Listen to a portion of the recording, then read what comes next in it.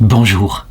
Ce qui est étonnant, c'est qu'au cours de l'histoire de l'Église, lorsqu'on regarde la manière dont Dieu, peu à peu, nous a révélé quelque chose qui est caché dans l'Évangile, qui n'est pas dit en clair, à savoir comment se passe l'évolution de notre âme en général, comment est-ce qu'elle est sanctifiée, conduit ensuite à la vision béatifique, donc le devenir qui nous est naturel, on voit qu'il y a eu plusieurs étapes au point que cette parole qu'utilise Jésus en Jean 16, 3, quand il viendra, lui, l'Esprit de vérité, il vous conduira à la vérité tout entière. Eh bien, c'est ce qui s'est passé dans l'histoire de l'Église. Globalement, on pourrait distinguer, par exemple, le premier millénaire de l'Église, où les saints sont assez discrets, on a peu de récits, on voit bien qu'il y a des luttes intérieures quand des religieuses, par exemple, entrent dans des monastères, mais ça nous est caché. Et puis, après la réforme grégorienne, apparaissent une série de saints qui, par des phénomènes mystiques extraordinaires, visibles de l'extérieur, des choses qu'on peut constater, eh bien, on devine que ça correspond à un état de leur âme, que le Seigneur est en train de manifester, à travers des signes sensibles, la manière dont il purifie leur esprit. Et puis, à cette étape, et la sainte que je vais raconter, elle est typique de cela. Il y a un journal intérieur, un journal raconté sur du papier, où les états d'âme ne sont pas simplement signifiés par des choses sensibles, mais où l'âme décrit ce qui se passe. Et ensuite, évidemment, viendront les grands docteurs mystiques qui expliqueront théologiquement, comme sainte Thérèse d'Avila le fait, qui expliqueront ce qui se passe, pourquoi ce chemin est nécessaire, pourquoi il est logique. Il s'agit de nous conduire non seulement à un amour parfait, mais à une mort à soi-même en vue d'entrer dans la vision béatifique. Et puis, il y aura au sommet quelqu'un comme sainte Thérèse de l'Enfant Jésus, qui, avec des mots extraordinaires sortant de son âme spontanée, racontera à la fois les choses de manière spirituelle, mais aussi à travers sa vie, racontée de manière magnifique. Je voudrais raconter ici l'étape de la bienheureuse sœur Marie des Anges, qui s'appelait, lorsqu'elle fut baptisée, Mariana Fontanella, et qui vécut entre 1661 et 1717. On peut le dire, c'est l'état d'une âme virginale que le Seigneur a conduit par des chemins qu'elle a racontés sur son journal intime et qui nous fut donné. Dans son récit, on a tout, mais bien évidemment, je vais le commenter en me servant de sainte Thérèse d'Avila, qui a été un petit peu avant elle, qui a vécu à peu près un siècle avant elle, mais qui a raconté les choses, je dirais, de manière théologique. Elle est donc née en 1661. Il faut se repérer dans l'histoire. En France, nous sommes en plein cœur du règne du roi Soleil. Nous sommes donc en Italie du Nord, dans ce qu'on pourrait appeler les suites de la Renaissance. Et l'Europe a une culture commune, on peut le dire.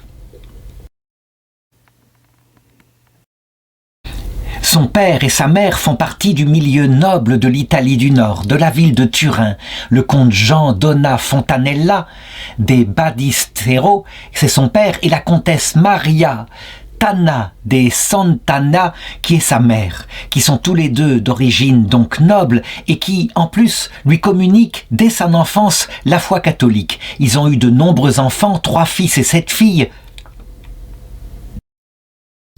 Et pour montrer à quel point ils se tournent vers Dieu, à quel point pour eux c'est central, eh bien, tous leurs enfants, sauf une de leurs filles, entreront dans la vie religieuse. Mais évidemment, en ce qui concerne sœur Marie des Anges, leur petite Marianne, ça va être le sommet des trésors qu'ils donneront à l'Église.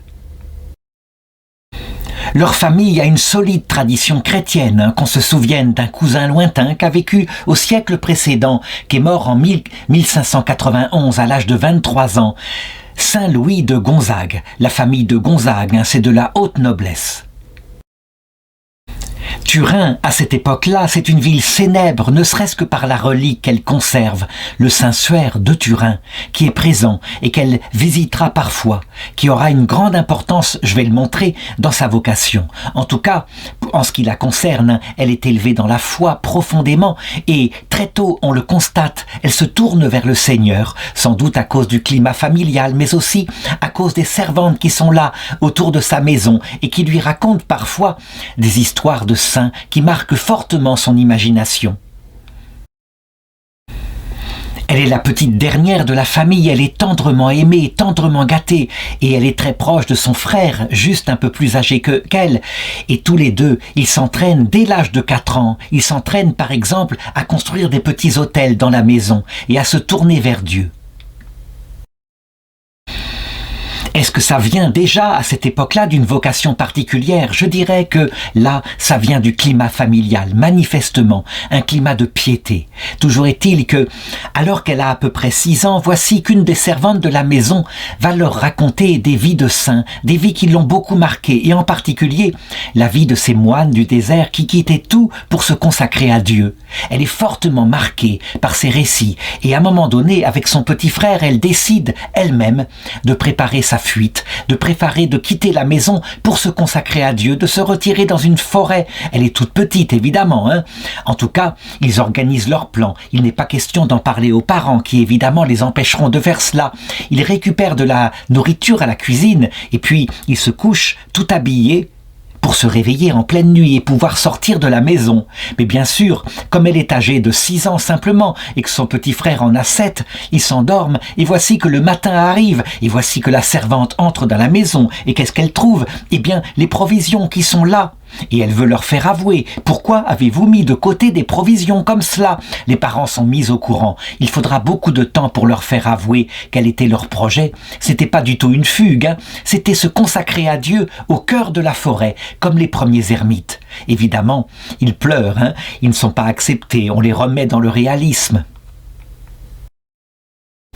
Cependant, on aurait bien tort de se moquer de tels désirs venant d'enfants. Certes, son imagination a été prise, mais manifestement, l'Esprit Saint s'en est mêlé. Il y a une vocation qui est en train de naître en elle, une vocation si douce, si forte que, manifestement, devant cet échec qu'elle a eu là, et devant le conseil raisonnable de ses parents qui lui demandent maintenant, puisqu'elle aime la Sainte Vierge, de leur obéir, eh bien ça n'empêche, elle va tomber malade, malade de ne pas pouvoir réaliser sa vocation et son sens de l'absolu. Elle tombe même malade si gravement que les médecins qui sont appelés à son chevet par sa maman sont là et disent « Mais il n'y a que peu d'espoir, madame, il n'y a que peu d'espoir. Manifestement, elle sera appelée bientôt vers le ciel. Vous devriez la préparer. » On appela donc le prêtre, qui était un religieux de Saint François, donc un franciscain, et qui donna le conseil à la maman en disant « Faites un peu confiance à la Sainte Vierge, vous devriez plutôt, demander à la Sainte Vierge de guérir votre fille. Vous devriez, en particulier, la confier à la Vierge Marie Immaculée, l'Immaculée Conception. » Il faut savoir qu'à cette époque-là, le dogme de l'Immaculée était contesté, certains le niaient, d'autres au contraire l'affirmaient. Toujours est-il que lui, il avait fait le pari de croire que la Vierge était immaculée dès sa conception. Et donc, la maman s'approcha de sa petite fille et lui parla de se confier à l'Immaculée. Elle était au fond de son lit, elle dormait, et soudain, elle se réveilla. Et aussitôt le nom prononcé de la Vierge Marie, elle s'écria « Ô Marie, venez à mon aide !» Et elle le raconta toute sa jeunesse à ses parents. J'ai vu la Sainte Vierge, elle est apparue aussitôt que j'avais poussé ce cri. Elle était là, elle tenait dans ses bras l'enfant Jésus. Et je les voyais bien, ils parlaient entre eux. L'enfant Jésus disait « Ah non, il ne faut pas guérir cet enfant, elle ne sera pas fidèle. » Mais la Vierge Marie disait « Non, tu devrais guérir cet enfant, je m'occuperai d'elle, je la porterai, et elle deviendra ton épouse. » Ce qui fait qu'il y avait discussion et au bout du compte, qui gagna? Ce fut la Vierge Marie, et elle se réveilla, elle était complètement guérie. On le voit, il y eut donc dans sa vie, dès cette époque-là, quelque chose de très fort, la présence du ciel, qui manifestement voulait en faire une sorte de prophétie, oui pour nous, pour que nous comprenions le chemin de la vie spirituelle. Donc, je l'ai montré, il y avait eu comme un conflit entre Jésus, entre Marie, et je dirais finalement c'était la Vierge qui avait triomphé. Comme si déjà à cette époque-là, on le voit, Jésus laissait à sa mère toute confiance pour nous mener à la vie éternelle. Et de fait, quelque temps plus tard, effectivement, il y eut une dégradation de la vie spirituelle de notre petite Marianne. Et voilà comment ça se passa. Elle le raconte elle-même, hein, je l'ai dit, nous avons tout dans son journal. Effectivement, dit-elle, je devais bientôt payer un si grand bienfait que j'avais reçu, ma guérison. car au lieu d'offrir à Jésus toutes les dévotes actions de grâce qui méritaient un bienfait si signalé, je commençais à l'offenser, à m'adonner à la vanité, aux conversations. Je ne pensais plus aux choses du ciel, et je vivais entre la terre et l'enfer. J'aimais beaucoup les pauvres et vaines recherches. Je passais de longues heures devant mon miroir. Il m'arrivait souvent de m'emporter en ne trouvant que je n'étais pas aussi belle au gré de mes désirs. Je m'en plaignais auprès de ma mère, ce qui lui causait parfois de l'impatience. Mais elle cherchait à ce que je me fasse belle. Elle raconte aussi qu'il lui arrivait d'être impatiente et même jalouse lorsqu'elle voyait certaines de ses compagnes qui étaient mieux habillées qu'elle. Attention, il ne faut pas croire que, par ces péchés qu'elle commettait et dont elle ne se rendait pas compte de la nature, évidemment elle ne le faisait pas volontairement, c'était sa maman qui avait l'espoir de la transformer en une jolie petite fille, peut-être en vue que bientôt, dans quelques années, elle pourrait se marier, et donc elle suivait. N'empêche que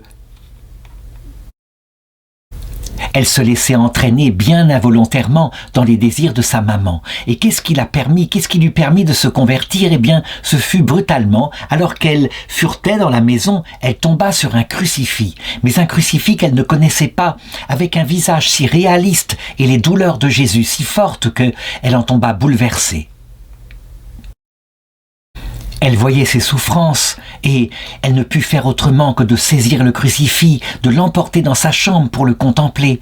Et une voix intérieure en même temps lui disait que c'était à cause d'elle, à cause de ses péchés, qu'il avait tant souffert. Évidemment, ce n'était qu'une voix intérieure qui était peut-être la voix de sa propre conscience. Elle savait confusément, par la droiture qu'avait été mise dans son cœur, que elle était en train de se tourner vers la vanité. On peut dire que cela n'aurait pas suffi à sa conversion s'il n'était arrivé l'événement suivant. Un jour, alors que sa maman la coiffait devant son miroir et qu'elle s'attendait à voir ses beaux cheveux, comme toujours, coiffés derrière elle, eh bien, au lieu de voir son propre visage, elle vit cette fois dans le miroir de manière très nette le visage de Jésus crucifié. Et là, elle fut sûre que l'intuition qu'elle avait eue n'était pas simplement son imagination, que c'était réel. À partir de ce moment-là, elle changea complètement d'attitude. Elle voulut se convertir et elle ne voulut plus du tout que sa maman la coiffe de cette manière-là. Et la maman ne comprit pas son brusque changement d'attitude, qui fut d'abord intérieur, bien évidemment, mais qui fut aussi, je dirais, de manière très profonde. Et voici un trait qui permet de le comprendre, raconté par sa sœur qui s'appelait... je n'ai pas son nom. Il s'appelait Christine, pardon. Eh bien, voilà, elle prenait des cours de danse à cette époque-là. La maman voulait donc les élever comme des jeunes filles de la société, ce qui était tout à fait normal de la part de leur maman. Et tout d'un coup, elle s'absentait du cours, puis elle revenait, et puis elle s'absentait de nouveau. Bref, Christine voulut savoir pourquoi elle s'absentait. Et en fait, en se tournant, en la suivant discrètement dans sa chambre, elle l'aperçut, qui se jetait aux pieds de notre Seigneur, et qui là, en plus, se donnait la discipline. Oui, des coups de discipline, ça veut dire qu'elle se fouettait elle-même pour pour lui demander pardon du fait qu'elle suivait les ordres de sa mère et qu'elle suivait ce cours de danse qui lui paraissait maintenant tellement vaniteux. Évidemment, rendu là de ce récit, on pourrait se dire, mais cette petite fille, est-ce qu'elle n'aurait pas dû être suivie par un père spirituel qui lui aurait gagné du temps, qui lui aurait donné de bons conseils?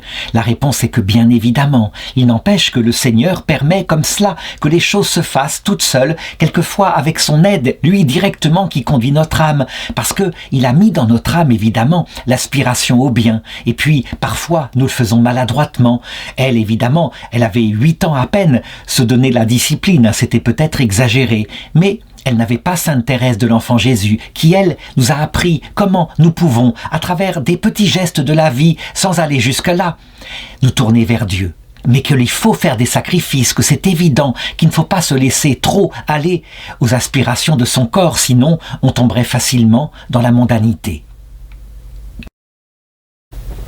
Je l'ai dit, elle prenait sur elle et elle essayait maintenant de pratiquer l'ascèse pour ne plus faire souffrir le Jésus qu'elle aimait tant. Mais évidemment, ce qu'il y avait de plus important encore en elle, c'était l'amour qu'avait suscité l'apparition de son visage, sans compter le souvenir de l'apparition de la Vierge qui l'avait guérie jadis. Et donc, maintenant, elle n'aspirait plus qu'à une seule chose, cette chose qu'elle désirait depuis l'âge de 4 ans, pouvoir communier à l'Eucharistie. Elle assistait à sa messe avec ses parents et elle avait un confesseur qui était là et qui disait qu'elle était beaucoup trop jeune, qu'il faudrait attendre encore. Pourtant, un jour, alors que c'était la messe, elle n'en put plus. Elle pleurait, elle voulait recevoir la communion et le confesseur était là qui lui recevait justement en confession. Elle décida d'aller vers lui pour lui demander la permission de communier. Et elle lui dit à quel point elle en avait le désir. Et lui, il lui demanda, mais comment cela se traduit-il? Et elle répondit simplement, eh bien, je pleure beaucoup, ce qui montre que j'ai envie de communier. Et son confesseur, qui était un homme assez sévère, lui expliqua qu'il n'était pas encore temps, qu'il faudrait qu'elle attende encore, qu'elle était trop petite, pourtant elle avait 11 ans et demi, mais que, si elle le voulait, il fallait que, lorsqu'elle ne pourrait pas communier, eh bien, elle mette son désir vers Jésus, et alors il viendrait dans son cœur, mais non pas par son Eucharistie, il viendrait réellement par sa présence. Il lui apprit donc de cette façon-là à communier spirituellement. Et il faut le reconnaître, à partir de ce jour-là, grâce au conseil de ce religieux, eh bien, les pleurs s'arrêtèrent et elle commença à entrer dans une joie spirituelle. Mais malgré tout, son désir de l'Eucharistie était tout aussi fort, c'est évident, si bien qu'à un moment donné, il finit par vouloir l'examiner, voir si elle était assez douée en catéchisme, si elle avait bien compris les mystères, et donc pour voir si elle pourrait communier. Et donc, cette fois, eh bien, il trouva que, du côté des connaissances, elle avait assez reçu. Il lui demanda maintenant si elle avait le désir de communier, et elle répondit simplement, une fois de plus, ce mot qui était bien éloquent, « Oui, oui, et j'ai pleuré. » Alors, il lui autorisa. Et fort heureusement, évidemment, je ne peux pas exprimer ce qu'elle ressentit ici par la communion, par sa première communion. Ce qui est certain, c'est qu'on le voit, la préparation était véritablement spirituelle.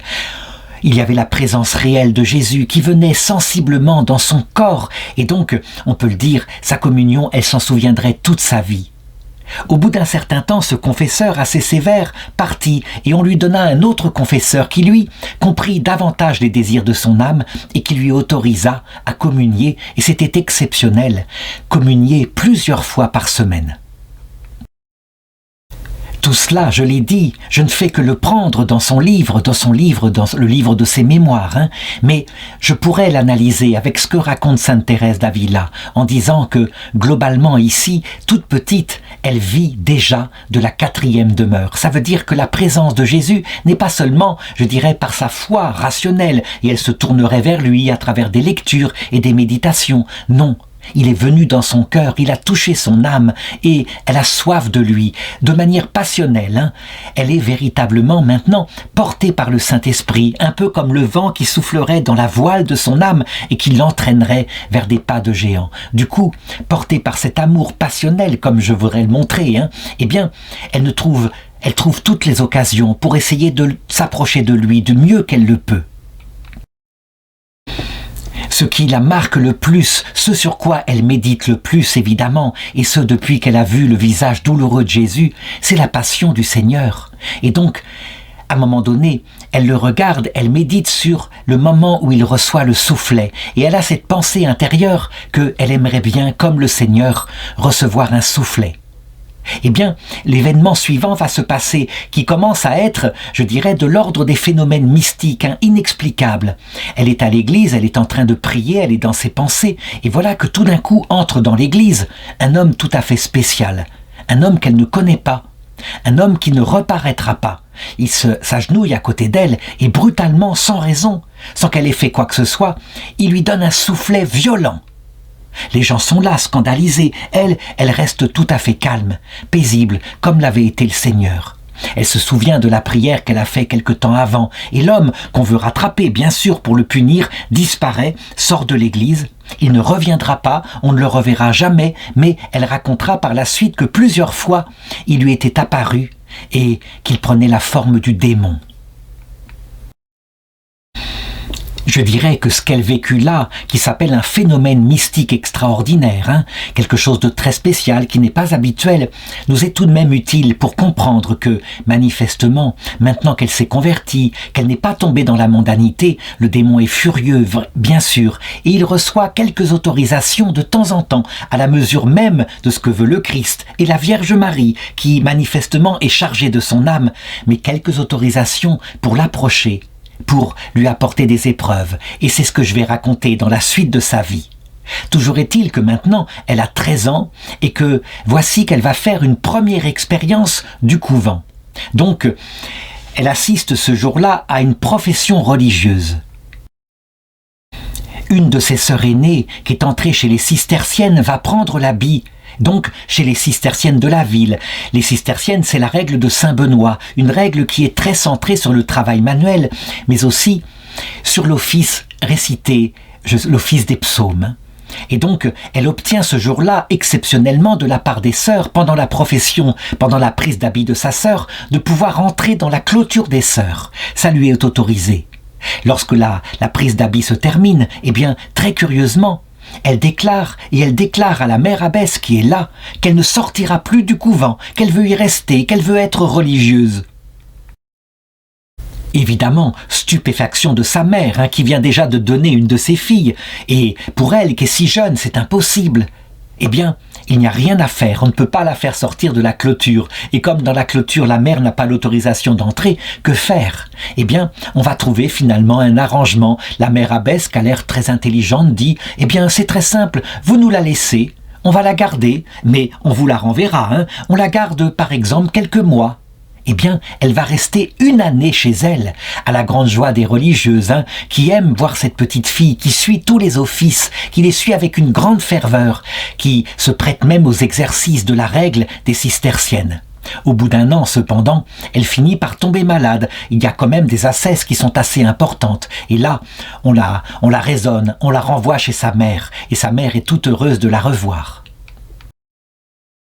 En ce qui la concerne, et on comprend cette mère, elle essaye d'envisager, de lui en parler maintenant, d'un projet de mariage, pourquoi pas? Et là, elle va être très nette avec elle, très nette. Elle lui dit « Ce n'est pas le langage d'une mère qui aime son enfant. Je veux appartenir au Créateur et non à la créature. Je me suis consacrée à Jésus et je suis son épouse. Ne me parlez plus des choses de la terre, mais seulement des choses du ciel, et accordez-moi la consolation de me faire religieuse. » Manifestement, les choses sont nettes, et on peut le dire, ce ne sera pas par cette fille-là que la mère sera grand-mère. Elle aurait dû se faire une raison dès ce moment-là, et pourtant elle eut beaucoup de mal, comme je vais le raconter par la suite, à donner cette autre fille, sans compter les autres qui, une à une, sans compter les fils qui se consacrèrent à Dieu. Mais en ce qui concerne Marianne, eh bien, il faut le dire, il y avait un problème. Et le problème, c'était où allait-elle se consacrer? Les cisterciennes, elle avait bien aimé cette année passée chez elle, mais en même temps, quelque chose ne correspondait pas à son âme. Eh bien, je voudrais raconter comment, par un événement extérieur, elle découvrit là où serait, dans le futur, sa vraie vocation. Je l'ai dit tout à l'heure, il y avait à Turin le Saint-Suaire. Le Saint-Suaire qui, à cette époque-là, n'avait pas encore été découvert par le négatif photographique, qui sera découvert seulement à la fin du XIXe siècle. Mais il était d'usage, de temps en temps, qu'on expose le Saint-Suaire, ce grand tissu qui fait 2 mètres de long, et qu'on le montre à la foule. On voyait bien une espèce d'ombre très pâle, très vague, qui semblait représenter un corps humain.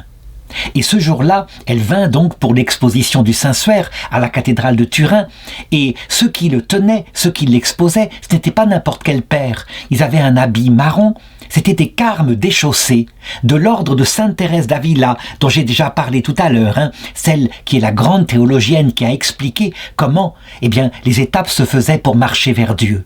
Et donc, à la fin de l'exposition, elle va voir ses pères, et en particulier l'un des prêtres qui s'appelle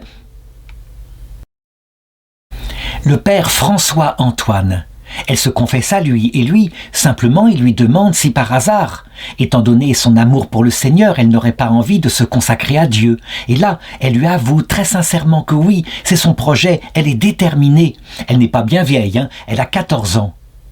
Mais elle lui dit, je ne sais pas où je pourrais rentrer. J'ai bien fait une année de stage chez les cisterciennes, mais ça ne me correspond pas tout à fait.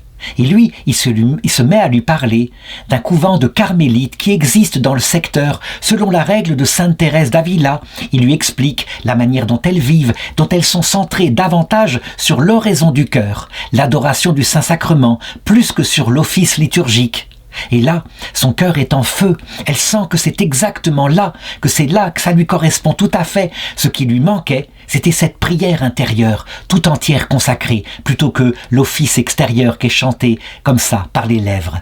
Et donc, à partir de ce moment, sa décision est prise. Elle veut aller voir ce que c'est que ces carmélites.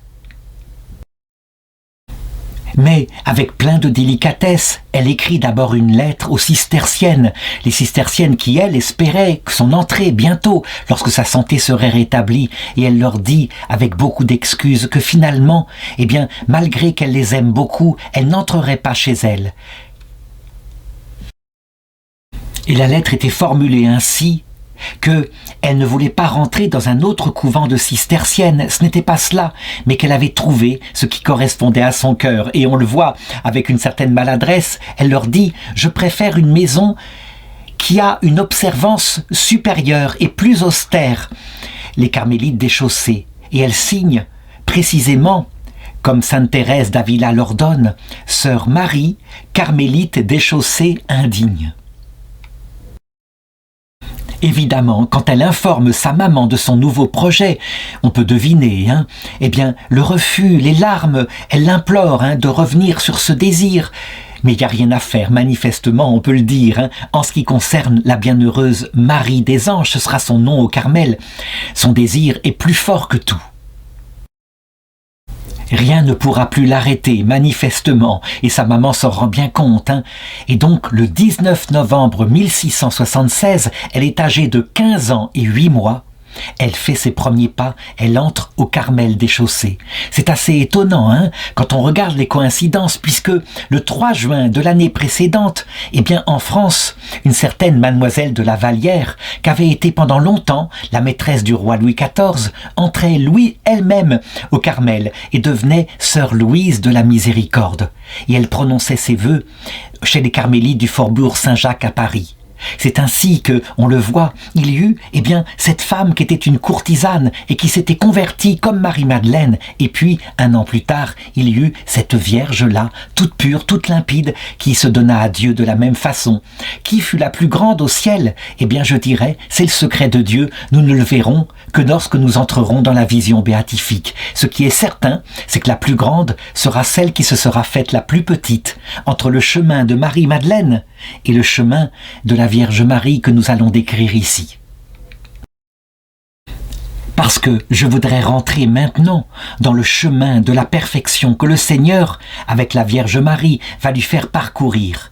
Et je vais montrer qu'il y a en fait, pour nous empêcher d'atteindre le sommet, il y a 3 obstacles qui sont envoyés dans la vie, par la vie elle-même et parfois par notre Seigneur lui-même.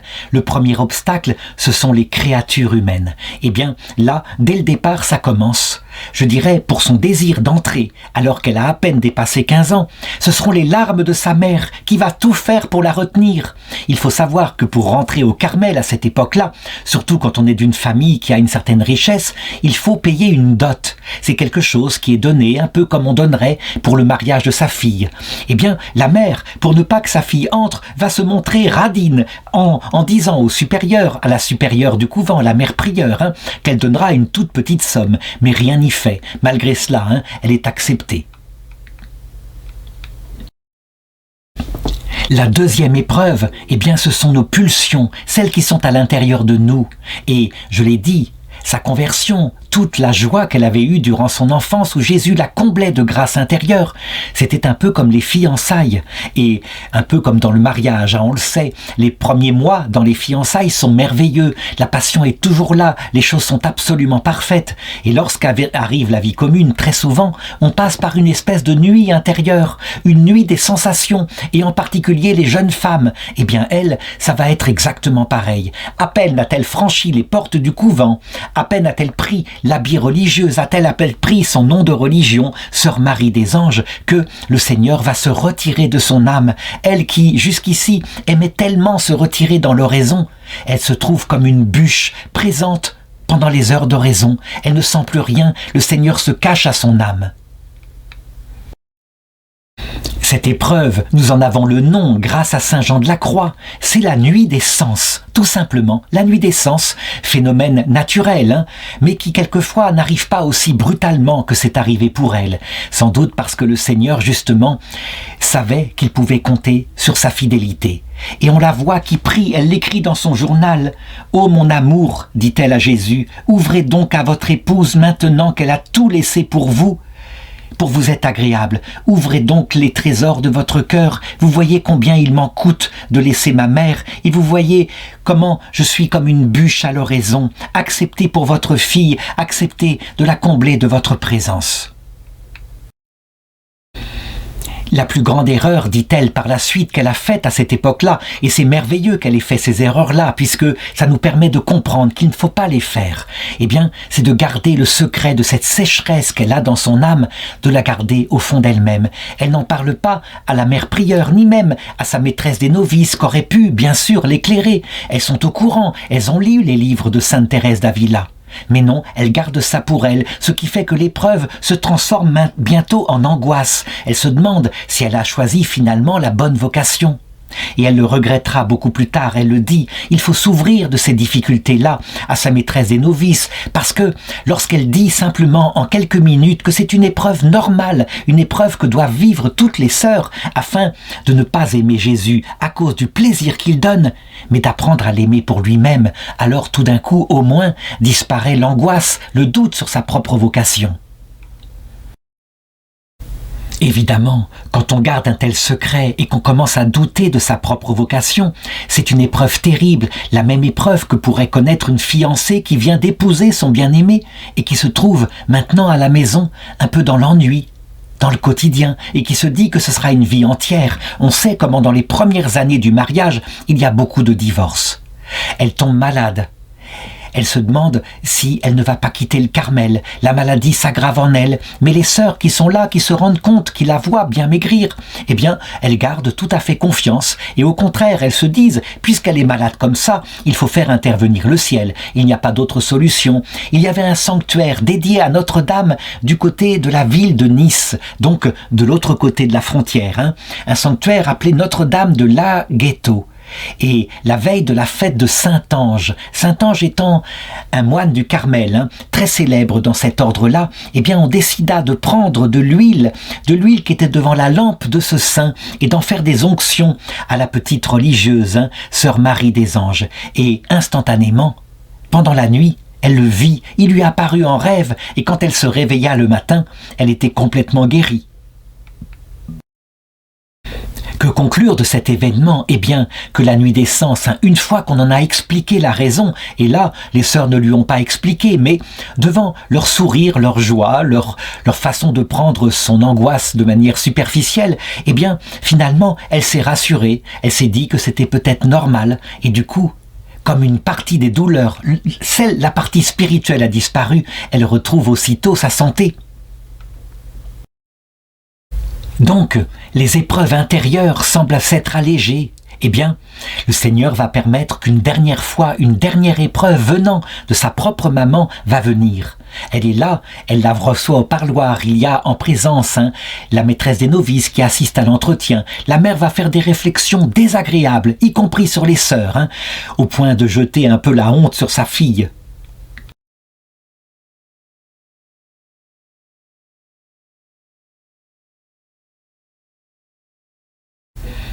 La maîtresse des novices était là, qui assistait à tout, qui entendait tout, et elle décide d'aller voir la prieure pour se débarrasser de cette fille à cause de sa mère, qui manifestement était ingrate. Mais, s'en rendant compte aussitôt, sœur Marie, Marie des anges, la supplie de ne rien faire, mais de prendre ça comme étant des propos qui venaient de la douleur de sa mère. Et la maîtresse des novices, du coup, renonce à son projet. Évidemment, l'alerte a été chaude et donc, dans l'oraison suivante, elle s'en ouvre au Seigneur. Elle lui raconte à quel point elle a craint d'être retirée de ce couvent où elle voulait se consacrer à lui. Et lui, il va lui répondre par une monition intérieure. « Ma fille, cela t'arrive en punition de tes infidélités, mais espère en moi, je suis miséricordieux. » Quelles avaient été ses infidélités? Eh bien, son manque de confiance dans ses sœurs, dans sa maîtresse des novices, le fait qu'elle ne lui racontait pas toute son âme de manière à être dirigée par elle. Et donc, à partir de ce moment-là, elle décida de réformer son comportement. Et du coup, elle alla mieux. Elle fut admise enfin aux vœux, à prononcer ses vœux le 26 décembre 1677. On peut considérer que ces jeunes prononçaient des vœux perpétuels à l'âge de 16 ans. Eh bien, à cette époque-là, je dirais, les gens étaient beaucoup plus durs à la tâche, beaucoup plus solides et leur engagement était définitif. Donc l'Église le permettait. Alors que, à l'époque de Sainte Thérèse de l'Enfant Jésus, on avait d'abord 3 années de vœux simples, suivis des vœux perpétuels. Toujours est-il qu'elle prononça ses vœux, et ce jour-là, elle devint véritablement, et cette fois pour toujours, l'épouse du Seigneur, au grand chagrin de sa mère, bien sûr. Cependant, et c'est quelque chose de tout à fait spécial, juste après cet engagement définitif, elle entra dans une autre forme de nuit, une nuit qui fut envoyée par notre Seigneur, qu'on appelle la nuit de l'esprit, quelque chose de beaucoup plus dur, mais je vais en parler. Cette fois, ce n'est pas seulement un manque des sensations de la présence du Seigneur. C'est comme si son intelligence ne comprenait plus le Seigneur, ce qu'il lui voulait. Et elle s'accusera par la suite encore une fois d'être retombée dans son travers, d'avoir gardé ses épreuves intérieures pour elle-même, de ne pas s'en être assez ouverte à celle qu'avait été sa maîtresse des novices, qui aurait peut-être pu la rassurer en lui racontant que le Seigneur, après avoir purifié des plaisirs, maintenant demande qu'on l'aime alors qu'il n'est plus du tout utile. On aime le Seigneur parce qu'il comble notre cœur de plaisir, mais on l'aime aussi d'un amour d'utilité. Or, il faut apprendre à l'aimer pour lui-même, et donc, il retire toute utilité. On peut dire que dans cette épreuve-là, très souvent, il n'y a pas que les passions intérieures qui interviennent, mais aussi le démon. L'impression que, en fait, si le Seigneur est absent complètement de notre âme, ça vient de nous. Il nous a abandonnés parce qu'on a trop péché. Et donc, effectivement, elle est là avec des doutes profonds, des doutes sur son salut éternel, carrément. Et ça vient du démon, bien sûr, qui veut l'entraîner dans le désespoir. Cette nuit intérieure va durer 6 années. Et à un moment donné, elle fait même un rêve tout à fait surprenant. Elle vit une nuit très nettement le démon qui était là et qui attaquait son âme et qui cherchait à l'entraîner dans l'enfer. Alors, est-ce que c'était vraiment une apparition du démon ou est-ce que c'était pas plutôt la matérialisation des doutes qu'elle avait dans son âme depuis tant d'années? Possiblement. À partir de là, évidemment, les doutes sont beaucoup plus forts et pourtant, loin de se décourager, tandis que son attitude extérieure est parfaite, elle suit parfaitement la règle, elle est comme il le faut, personne ne se rend compte des combats intérieurs qu'elle vit, elle décide au contraire de faire davantage d'exercices spirituels. Voilà ce qu'elle raconte. Je me sentais poussée à entreprendre des exercices spirituels, comme par exemple le rosaire ou des méditations ou des lectures. Soutenu par le Seigneur, et malgré les répugnances de la nature, je les entrepris. Les 3 premiers jours furent très pénibles. J'étais sur le point d'aller trouver notre mère et de lui dire qu'il m'était impossible de continuer. Mais le respect humain me retint. Donc on le voit, elle a encore beaucoup de mal à se confier, ce qui explique à quel point les épreuves sont difficiles. Elles se multiplient en elle et pour nous, pour notre bien, puisque grâce à ça, nous voyons un petit peu par où passe une âme. Pendant la 3e nuit, je fis un songe. J'étais placé sur le bord d'un précipice je crus voir une religieuse qui me prenait la main et qui me conduisait en présence de 2 chemins. L'un de ces chemins était très rude et couvert de ronces et d'épines, mais au bout du terme, il y avait un jardin très beau rempli de toutes les délices inimaginables. Et l'autre était uni, facile, c'était un chemin plein d'agréments et des charmes, mais il aboutissait à un grand précipice. Et comme j'étais en présence de ces 2 chemins, j'entendis une voix qui me disait « Change. Les 7 années sont passées, il est temps de changer de vie. »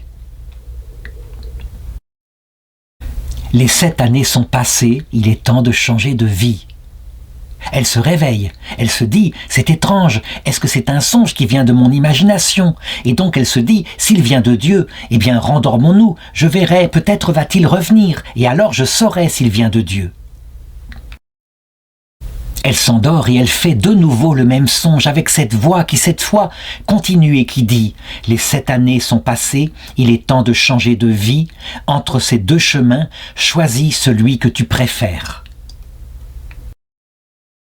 Elle se réveille cette fois et elle est persuadée que ça vient du Seigneur qui la met devant 2 chemins et elle choisit bien sûr le chemin avec les épines puisqu'il conduit au jardin éternel. Elle le choisit et elle le dit « Déchargez, Seigneur, vos justes fureurs contre mon âme si pécheresse qui a mérité 1000 enfers. Je m'incline de bon cœur sous la verge de votre juste colère, espérant de votre miséricorde que vous m'accorderez la grande grâce de me faire expier mes fautes pendant cette vie et que dès ce moment vous me donnerez la force nécessaire pour ne plus jamais vous offenser. » À partir de ce moment-là, ayant compris que toutes les épreuves qu'elle vit sont là pour purifier son âme, elle prend la résolution, des résolutions fermes de tenir davantage la règle. Elle le dit, on le voit dans son carnet, « Je me propose de ne jamais chercher à agir de ma volonté propre. Je me propose de ne plus vivre suivant mes goûts. Je me propose de mettre sous les pieds toutes les considérations de motifs humains. Je me propose de recevoir à bras ouverts toutes les humiliations qui s'offriront à moi. » On le voit, elle entre maintenant dans ce qu'on pourrait appeler, accompagnée de la purification passive qu'elle subit de la part du Seigneur, elle entre maintenant dans une volonté d'épouse, de subir ses inconvénients, mais aussi, je dirais, de s'en servir pour humilier son âme et pour devenir plus parfaite. À partir de ce moment où elle entre dans une collaboration avec le travail du Seigneur, on peut le dire, elle va faire des pas de géant sur le chemin de la perfection. Simplement, je voudrais m'arrêter ici. J'ai donc décrit les 3 sortes d'ennemis de notre âme qui semblent venir nous persécuter tout au long du chemin spirituel. Nos propres passions, notre désir de plaisir égoïste, notre plaisir d'équilibre, centré sur nous. Deuxièmement, nos prochains qui sont là et qui quelquefois nous persécutent, et ça a été la figure de sa maman. Et troisièmement, le démon qui nous attaque. C'est le Seigneur, bien sûr, qui laisse venir cela. D'ailleurs, comme le dit saint Paul lui-même, en 2 Corinthiens chapitre 12, verset 7, où il dit « Pour que l'excellence même de ces révélations que j'ai reçues ne me rende pas orgueilleux, il a été mis par le Seigneur une écharde dans ma chair et un ange de Satan chargé de me souffleter pour que je ne devienne pas orgueilleux. » On le voit, on retrouve même ici le soufflet qu'elle avait reçu de la part du démon dans un phénomène mystique extraordinaire. Il me faut donc expliquer pourquoi le Seigneur permet de telles choses. Est-ce qu'il ne paraît pas cruel ? En réalité, il faut toujours avoir en tête pour bien comprendre ce chemin spirituel, ce que le Seigneur est en train de faire dans son âme. Pour qu'elle puisse, comme elle l'a demandé, terminer son purgatoire sur la terre, il faut que son âme acquiert 2 qualités. Non seulement la charité, elle l'a déjà de tout son cœur, c'est bien évident, mais surtout, et c'est la plus difficile à atteindre, il faut que cette charité aille jusqu'à la mort totale à elle-même. Il faut qu'elle ne pense plus qu'à Dieu et au prochain, qu'il n'y ait plus aucun retour sur elle, aucun retour d'égoïsme ou d'orgueil. Sinon, il n'est pas possible de voir Dieu. On ne peut pas voir Dieu sans mourir à soi-même. C'est une nécessité, non pas parce que Dieu aurait un caprice dû à son orgueil, comme le prétend le démon, mais parce que Dieu, dans son infini, dans sa vie trinitaire, est comme cela. infiniment humble, lui le Tout-Puissant, au point donc qu'on ne peut pas supporter la vision béatifique si son cœur n'a pas été purifié de cette façon-là. Et donc, ce que je vais raconter par la suite, c'est tout simplement, étape par étape, le chemin de purification que le Seigneur fera dans son âme pour qu'elle entre directement à sa mort dans la vision béatifique. Il faut savoir que pour ceux qui n'ont pas terminé ce chemin sur la terre, évidemment, lorsque la charité est là, on peut évidemment le terminer au purgatoire dans l'autre monde, mais je dirais il vaut mieux le terminer sur la terre. La première chose qu'on constate depuis qu'elle a décidé maintenant, par son action, de participer à sa purification, c'est son immense obéissance. Voici juste une anecdote pour le rapporter. Elle obéissait déjà, mais on le sait chez les carmélites, lorsqu'il peut y avoir quelque chose, un reproche quelconque dans la vie commune, par la prière qu'on a, c'est une coutume à cette époque-là. On se prosterne devant la personne qui nous fait un reproche, qui peut être la prieure. Et donc un jour, alors qu'elle croise une prieure qui lui fait une petite remarque, très légère, eh bien, elle se prosterne par terre. Mais la prieure a déjà tourné la tête, elle ne l'a pas vue en train de se prosterner. Et donc, un peu plus tard, voici qu'une princesse vient en visite au Carmel et que donc on réunit la communauté. Mais voici qu'il manque la sœur Sacristine. Donc on s'étonne, elle est toujours là d'habitude. La prieure envoie une sœur pour la chercher et elle la trouve finalement à la sacristie. Elle est toujours par terre, couchée, en attendant, puisqu'on lui a pas demandé de se relever, en attendant qu'on le lui demande. La sœur lui dit de se lever, qu'on l'attend maintenant, mais rien n'y fera. Il faudra que la prieure se déplace et qu'elle lui demande de se relever pour qu'elle puisse la suivre. On pourrait parler ici d'une obéissance exagérée. Évidemment, si on lui avait commandé un péché, ce qui n'arrive pas dans la vie du Carmel, ce sont juste des actes extérieurs, elle ne les aurait pas faits. Elle n'aurait pas commis un péché. Mais là, en ce qui concerne l'obéissance au fort externe, elle est totale, absolue. L'obéissance, à ce niveau-là, il faut le reconnaître, c'est la plus grande humilité, c'est l'acte de la plus grande humilité, puisqu'on renonce à sa volonté propre. Une autre fois, alors qu'elle aurait voulu ajouter quelques pénitences à son rythme de vie et que sa prière le lui refuse, eh bien, elle est contrariée à l'intérieur d'elle-même, elle aurait voulu se priver davantage pour le Seigneur. Et le Seigneur lui souffle pendant l'oraison: « Ô ma fille, tout ce qui est fait contre tes supérieurs, quelque peu important que cela soit, s'adresse contre moi, et l'âme en qui je veux mettre mes délices doit être pure de cette faute, amende-toi. » Il y a donc là, on le voit, le plus grand sacrifice, ne pas faire sa volonté, c'est essentiel, même lorsque c'est une volonté qui se tourne vers quelque chose qui nous semble bien. D'ailleurs, l'obéissance va être manifestée aussi au cours de sa vie par des phénomènes mystiques extraordinaires. Je voudrais raconter une anecdote. Un jour, la vicaire du couvent qui devait moudre de la farine oublia, c'était très étonnant, oublia de la passer au crible avant de la moudre. Et donc, cette farine était immangeable parce qu'elle était mêlée de terre. Donc, qu'est-ce que fit la prieure lorsqu'elle s'aperçut de cette erreur? Elle demanda à la sœur Marie des Anges de bénir cette farine, tout simplement dans l'obéissance, ce qu'elle fit aussitôt. Et il se produisit alors un grand miracle. La farine, curieusement, devint capable d'être mangée, elle devint pure et on put faire du pain avec. On le voit encore une fois, jusqu'où va l'obéissance, et comment le Seigneur bénit, même devant les autres sœurs, un acte d'obéissance au fort externe fait de manière absolue. Une autre anecdote permet de comprendre la place de l'obéissance lorsqu'elle est portée par l'humilité. Un jour, la sœur eut en vision une âme du purgatoire qui souffrait terriblement et qui la suppliait de l'aider à sortir du purgatoire. Aussitôt dit, aussitôt fait, elle s'offrit au Seigneur pour prendre sur elle toutes ses peines de purgatoire afin qu'elle soit délivrée. Et elle tomba profondément malade au point qu'on doutait même qu'elle allait survivre. Ce que les amis qui étaient là, et en particulier la princesse qui venait souvent visiter le couvent, supplièrent la prieure de lui demander au nom de l'obéissance de guérir, et la prieure n'osa pas, mais elle fit appel au prêtre qui était le père spirituel du couvent, un carme déchaussé qui ne daigna pas se déplacer. Alors on insista, et on fit appel à cette fois à l'évêque du lieu. C'était Monseigneur Sforza, le nonce apostolique. On le pria de venir et lui, il se prêta à ce désir des sœurs. Il vint et il approcha la malade et il lui dit « Mère Marie des Anges, nous vous ordonnons de guérir de votre infirmité. » Et elle répondit « Ah, Monseigneur, laissez-moi m'en parler à mon Jésus. Le prolongement de ma vie ne servira qu'à augmenter le nombre de mes péchés. » Et le nonce apostolique lui répondit « Quant à vos péchés, nous les prenons à notre charge. Vivez seulement, vivez pour la gloire de Dieu, car nous avons encore besoin de vos prières. » Et aussitôt, l'obéissante Marie des Anges passa la nuit dans le plus grand calme. Elle était totalement guérie le lendemain. Un autre fait de ce genre, toujours allant dans le sens de l'obéissance. Un jour, elle tomba d'un escabeau, elle tomba par terre et s'assomma.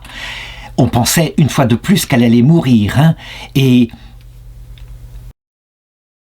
Mère Christine, qui a témoigné à son procès de béatification, dit ceci: « Nous en parlâmes au père Constant de Saint-Louis, qui était alors notre confesseur ordinaire. Nous lui envoyâmes un message, et, en cours de route, alors qu'il était en train d'arriver, voici que soudain elle alla mieux, elle se releva. Et elle nous dit ceci: « Eh bien, j'ai entendu une voix qui me disait qu'au nom de l'obéissance, je devais maintenant me lever et guérir. » Et quand le père Constantin arriva, effectivement, le père Constant de Saint-Louis arriva, il dit que pendant le voyage, il avait ordonné mentalement à la sœur, au nom de l'obéissance, de guérir maintenant, ce qu'elle avait fait instantanément. Évidemment, devant une telle humilité, on serait tenté de dire qu'elle a atteint déjà le chemin, ou plutôt le sommet de la perfection. Il n'en est rien, bien sûr. Et si elle obéissait par ascèse, c'était clair, mais son âme n'était pas entièrement purifiée. Il faudrait encore du temps, c'est comme ça que ça se passe pour la nature humaine. D'ailleurs, le démon le savait bien, puisque je voudrais raconter maintenant comment, à cette époque-là, le démon l'attaqua sans cesse, avec la permission du Seigneur, bien sûr, puisque le démon, qui n'est qu'un ange révolté, ne peut rien faire sans que le Seigneur ne l'y autorise. Toujours pour comprendre cela, il faut avoir en tête ce que j'ai dit tout à l'heure, l'acquisition de la kénose, ça veut dire d'une mort à soi-même. Quelques anecdotes qui illustrent ça. Un jour, elle fut tentée par le démon de la manière suivante. Elle dormait et le démon lui apparut sous la forme d'un beau jeune homme. Il se mit à lui parler avec douceur et elle raconte: « Il se mit à me dire qu'il me portait grande compassion pour tout le mal que j'avais enduré, que ce mal venait uniquement de la grande violence que je me faisais pour ne pas consentir à ses suggestions. » Et il répondit, il ajouta: « Crois-moi, il est mieux de consentir une bonne fois que d'être toujours tourmenté de la sorte, d'autant que je finirai bien par te vaincre. » On le voit, la chose était séduisante et on peut deviner ce qu'il y a de sous-jacent dans cette tentation. Ce sont le même genre de tentations qui, par exemple, prenaient la petite novice de Sainte Thérèse de l'Enfant Jésus, des tentations contre la pureté.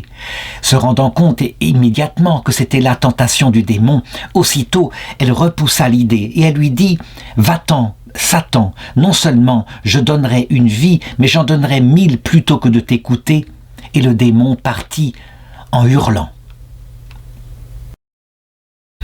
Mais il y a bien d'autres choses qui peuvent nous tenter, qui sont des conséquences du péché originel en nous, et par exemple l'instinct de survie. Une fois, alors qu'elle s'approchait pour communier à la messe, soudain elle vit à droite de l'Eucharistie un ange puissant qui tenait un glaive à la main et qui manifestement, elle le sentait, si elle s'approchait de l'Eucharistie, elle allait mourir avec le crâne fendu par cet ange du Seigneur. Aussitôt une voix en elle lui demanda si elle était prête à mourir au nom de l'obéissance. Et elle raconte: « Cette voix me donna du courage, je me présentai pour communier. Au retour, je ne vis plus l'ange, et je demeurai dans une grande paix et un grand repos. » Mais ces tentations-là, on le voit, ne portaient que sur des choses matérielles. Le démon l'attaqua beaucoup plus profondément, beaucoup plus fortement, et en particulier en ce qui concernait la vertu d'espérance. Voilà ce qu'elle raconte sur une tentation particulière qui lui vint. Le démon lui apparut une fois et lui dit: « Quel fruit te revient-il de servir Dieu? Infortuné, tu es damné. Déjà, je te tiens dans mes mains, qui pourrait te délivrer? Tes pénitences et tes larmes ne te serviront de rien parce que tu es damné. Pourquoi donc te créer deux enfers? Il est bien mieux de t'enlever la vie et d'en finir une bonne fois. » Et donc, à ce moment-là, elle se sentait prise d'une tentation de s'ôter la vie et une grande rage contre elle-même. Mais elle comprenait encore une fois que c'était une tentation du démon. Et donc, elle chassait le démon par un signe de croix et celui-ci s'en allait. Pour ceux qui regardent les choses de l'extérieur, ils diront « mais simplement, elle était tentée par là où étaient ses défauts. » C'est vrai, mais en l'occurrence, le démon venait appuyer sur la pédale de ses défauts, là où elle était fragile, où elle était plus faible, et chacun nous avons un type de fragilité. Par exemple, eh bien, elle essayait de la mettre en révolte contre ses directeurs et ses supérieurs, pour la perdre contre l'obéissance. Il l'excitait à haïr et à résister aux ordres de la prieure. Il la poussait même à haïr ses sœurs et particulièrement celles qui étaient malades. Là encore, il se contentait d'appuyer sur un défaut qui est présent souvent dans la nature féminine et qui peut être l'agacement, l'énervement devant tel ou tel comportement, un défaut assez fréquent. D'autre part, il essayait de la pousser à insulter les images saintes, le crucifix lui-même, et il la tentait de l'intérieur. Elle ne pouvait pas regarder le crucifix sans éprouver en elle des sentiments d'indignation et de haine qui ne venaient pas d'elle-même. Évidemment, toute la difficulté pour une âme qui a des pensées comme ça qui lui viennent dans le cœur, c'est qu'elle croit qu'elles viennent d'elle-même. Et donc, ces tentations qui venaient du démon la jetaient dans une grande tristesse. Et elle priait, elle demandait au Seigneur, « Ô mon Dieu, je désire vous aimer, je désire voir toujours mon âme auprès de vous sans vous offenser. Quel martyre je vis et à petit feu !» Je voudrais m'arrêter ici pour commenter cette permission de Jésus que le démon vienne l'attaquer de cette façon-là, pour dire que, une fois de plus, c'est afin que son âme touche le fond de sa misère à un moment donné, et manifestement, ces tentations-là auraient pu y aboutir. Cependant, manifestement, ce sera autre chose qui le permettra. Et après 8 mois de ces tentations extraordinaires qu'elle vécut, voici qu'elle eut une vision qu'elle raconte ainsi et qui signifie son entrée dans ce qu'on appelle une nuit de l'esprit encore plus profonde. Le jour de l'exaltation de la Sainte Croix, donc le 14 février, comme je me trouvais très fatigué de mes travaux ordinaires et que mon âme était plongée dans l'affliction et la désolation, je me rendis au chœur pour faire l'oraison. Je l'avais à peine commencé quand notre Seigneur, dans sa miséricorde, m'attira à lui d'une manière très intime et m'unit tout entière à lui, et je ne saurais dire ce que je fis alors, sinon que la paix et la consolation sensible dans mon âme étaient grandes. Je connus à ce moment-là que le bon Jésus désirait me voir renoncer à toutes ces consolations sensibles pour m'associer uniquement à ses souffrances. Ma pauvre nature était dans l'appréhension et la crainte. Cependant, ne pouvant plus résister à Jésus, je lui dis « Oui, mon amour, je renonce à ces goûts et à ces consolations, puisque cela vous est agréable, et je vous prie de m'unir à vous par la croix et la souffrance. » Et aussitôt notre Seigneur me présenta une grande croix et me dit « Ma fille, as-tu le courage de l'embrasser ?» Et je lui répondis « Oui, Seigneur, avec votre secours. » « Mais vous n'êtes pas sur la croix ?» Et il me répondit « C'est un signe que dès ce jour, tu ne me sentiras ni ne me goûteras d'une manière sensible. Il te paraîtra que je t'aurai abandonné. Les tentations augmenteront de plus en plus. Tu éprouveras toute la violence de tes passions, endormies jusqu'ici, et elles te tourmenteront comme des chiens enragés. Enfin, ce qui t'affligera le plus, c'est que tu croiras avoir encouru ma disgrâce, mais reste inébranlable dans mon amour, sois humble de cœur et soumise à tes supérieurs, je te promets mon assistance. » Ceci, ajoute-t-elle, se passa dans le plus intime de mon cœur. Je vis la croix non pas des yeux du corps, mais des yeux de l'âme. Je n'aperçus pas notre Seigneur, toutefois, je sentis des effets qui ne me permit pas de douter de sa présence, car il me laissa avec un tel désir d'embrasser la croix que je me serais écrié avec l'apôtre Saint André « Ô bonne croix, ô bonne croix !» Mais cette paix que j'éprouvais, cette joie sensible ne dura pas longtemps, et au bout de quelque temps, ce que j'avais accepté du Seigneur s'abattit sur moi, et j'entrai dans cette nuit profonde. Et à partir de là, effectivement, elle va toucher du fond de sa vie contemplative le tréfonds de sa misère. Elle le signale, elle regarde son âme. Dans cette phase, je me suis trouvée tiède, froide, avec une telle répugnance pour la souffrance, à partir de ce moment-là, que je m'étonnais moi-même. Cette répugnance était dans la partie inférieure, néanmoins, elle me causait une peine amère. Je me trouvais dans un océan de tristesse, environné d'obscurité, mais ce qui m'affligeait le plus et m'était intolérable, c'était de me voir éloigné de mon doux, de mon cher, de mon bien-aimé Jésus.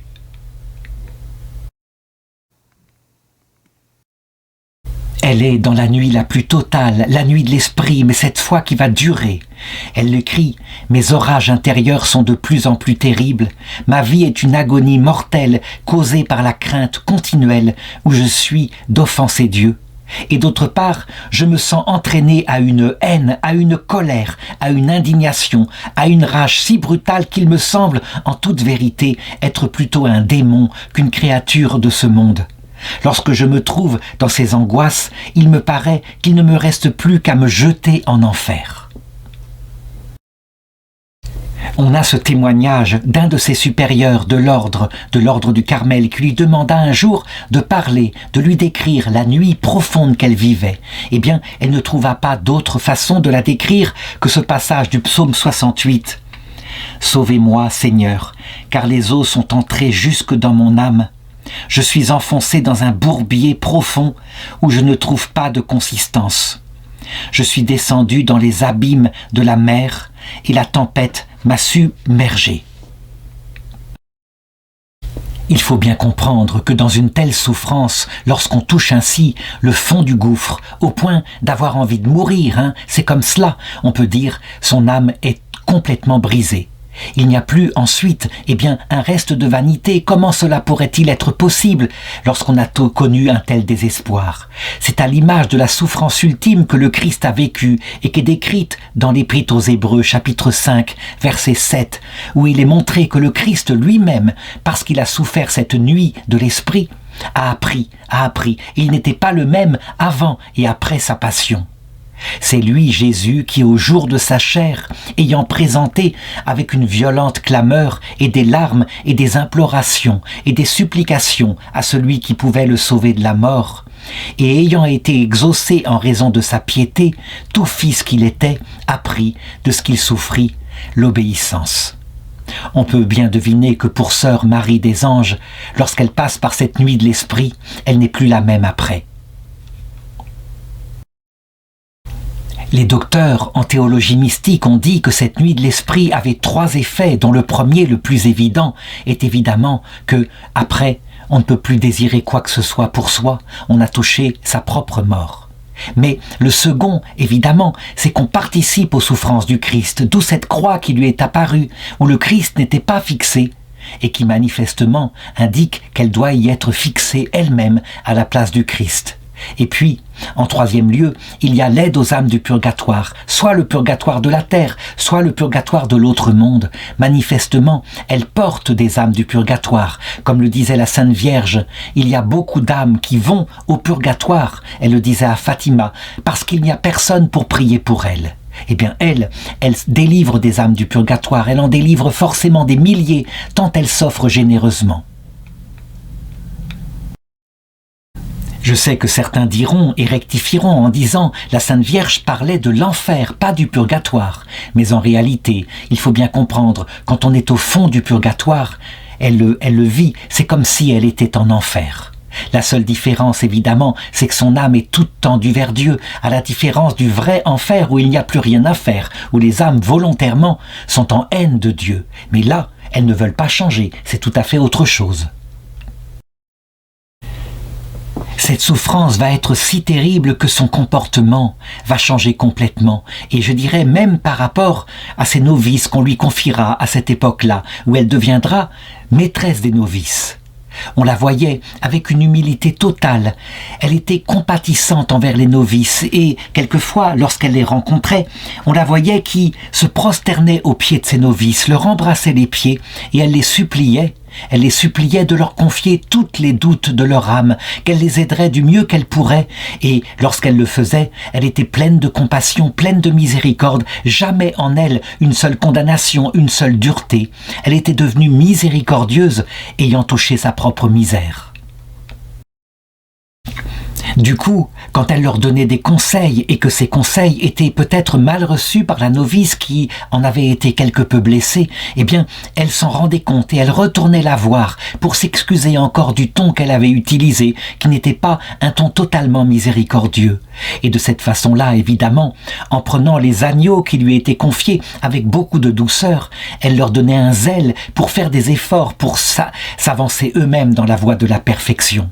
C'est de cette façon-là d'ailleurs que lorsque nous arriverons à l'heure de notre mort, que nous verrons le Seigneur avec ce même cœur, ce cœur plein de miséricorde malgré nos péchés lorsqu'il nous accueillera, que nous tomberons d'amour pour lui, nous sentant parfaitement compris, parfaitement aimés et parfaitement pardonnés.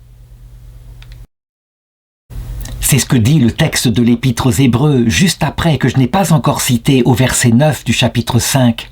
Après avoir été rendu parfait, donc, parce qu'il a souffert à la croix, Jésus est devenu, pour tous ceux qui lui obéissent, principe de salut éternel, et tout simplement, de cette façon-là, il ne peut qu'attirer avec une puissance extraordinaire les âmes qui arrivent devant lui, même étant tombées dans de graves péchés, tant son amour est immense, ainsi que sa miséricorde. Je pense que certains se disent qu'il doit être possible d'acquérir un cœur comme cela, un cœur tout miséricordieux, et que la kénose, c'est un exercice personnel qui permet de l'atteindre. La réponse est que manifestement non. On peut atteindre par sa volonté, par les exercices, en se regardant, une certaine humilité. Mais la mort à soi-même qui provoque un tel comportement, manifestement, ce n'est qu'au pouvoir du Seigneur à travers les croix qu'il nous envoie. Tout ce que j'ai raconté là, je l'ai décrit successivement, mais en réalité, tout ça s'est passé, je dirais, assez rapidement finalement, puisque on peut dire que c'est à partir de l'année 1683, donc à l'âge de 22 ans, que, ayant souffert ainsi cette nuit de l'esprit, le Seigneur commença maintenant, puisqu'elle était morte à elle-même, en tout cas en partie, il commença véritablement à lui donner des grâces tout à fait spéciales, qu'on appelle des phénomènes mystiques extraordinaires. Il faut savoir que ce qui compte évidemment, c'est la grâce dans le fond du cœur, donc l'amour de charité et la kénose. Mais quelquefois, le Seigneur donne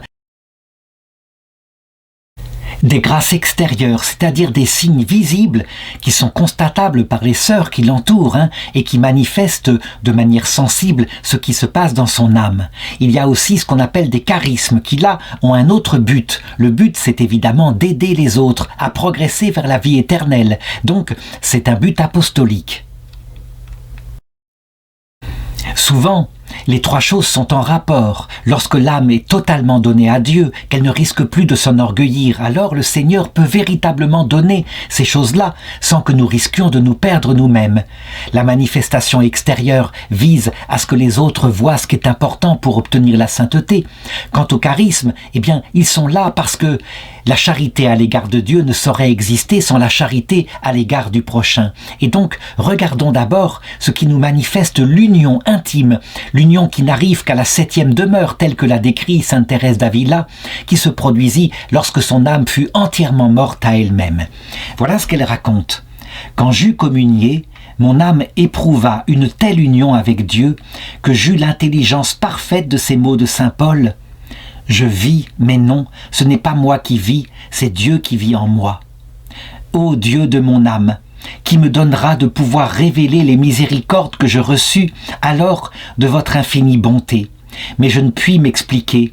Je voudrais savoir le faire, afin d'exciter votre révérence, qui sait combien j'ai toujours été mauvaise et misérable, à rendre grâce pour moi au Seigneur. »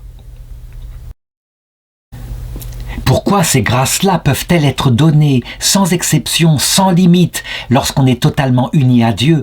Eh bien justement parce qu'on n'a pas tellement de risques. D'abord de se prendre pour quelqu'un qui mériterait devant Dieu. On sait par sa souffrance qu'on n'est rien. Et d'autre part, eh bien parce que s'étant débarrassé de soi, justement par les souffrances, la place est entièrement faite pour que le Seigneur puisse habiter en nous. Elle a donc, à partir de ces moments-là, d'autres grâces, comme la venue de la Sainte Vierge qui se montre à elle plusieurs fois.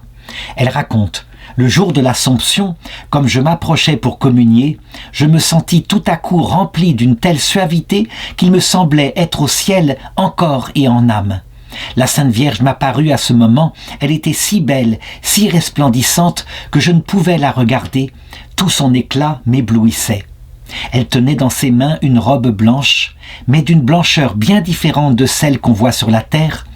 Cette robe était couverte aussi de pierres précieuses comme on n'en voit pas en ce monde, et la Vierge me dit qu'elle la tenait toute prête pour m'en revêtir aussitôt que je serais complètement dépouillé de moi-même, et qu'il me convenait de me fatiguer encore beaucoup à repousser les assauts de l'ennemi. Elle me recommanda de recourir souvent à son intercession et de lui dire ces paroles: « À vos pieds, ô ma très douce souveraine, je veux vivre et mourir. » Elle me promit protection et secours, elle excita en moi un grand amour pour la vertu, particulièrement pour l'humilité et l'obéissance, et me laissa rempli de consolation et de paix. On le voit donc, ces grâces lui sont données, ces grâces d'union, dès le début de sa vie religieuse, et pourtant, après, elle connaît la nuit de l'esprit, ce qui semble indiquer la signification de ce rêve qu'avait eu Jacob, le petit-fils d'Abraham, lorsqu'il dormait sur la terre de Canaan et qu'il vit que la terre était comme une échelle dont les pieds étaient plantés ici-bas et dont le sommet arrivait dans l'autre monde, et des anges montaient et descendaient vers nous. Ce qui veut dire qu'au cours de la vie, il peut arriver plusieurs fois qu'on passe par une nuit d'essence ou par une nuit d'esprit ou quelquefois par des grâces sensibles, puis par l'absence de grâces sensibles. L'essentiel étant qu'au terme de cette purification, l'âme soit totalement donnée à l'amour et comme morte à elle-même. Il faut savoir aussi que d'après le témoignage de Sainte Thérèse d'Avila, lorsque l'âme s'est complètement dépouillée d'elle-même, eh bien, peut commencer à ce moment-là de manière très fructifiante ce qu'on appelle l'apostolat. Je veux dire par là que l'âme ne cherchant aucun autre résultat que ce que Dieu veut, l'apostolat peut être donné dans une très grande joie, une très grande pauvreté intérieure aussi. Et donc on la vit à partir de ce moment-là être apôtre non seulement auprès de ses sœurs, dans son couvent, qu'elle ne quittait pas, mais même auprès des gens qui quelquefois venaient pour des entretiens.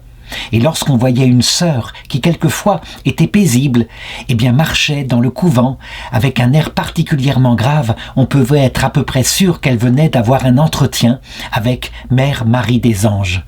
Je voudrais montrer maintenant quelques effets de cet apostolat qui non seulement se réalisait par sa prière, mais aussi quelquefois par des phénomènes charismatiques. D'abord, une histoire. On raconte qu'un homme de haut rang de la ville vivait dans le vice depuis tellement d'années qu'au bout d'un certain temps, sa volonté avait été comme engluée par les défauts dans lesquels il s'était enfoncé. C'est ce que nous appellerions à notre époque des addictions, sans doute l'alcool, le sexe et d'autres choses de cette espèce-là.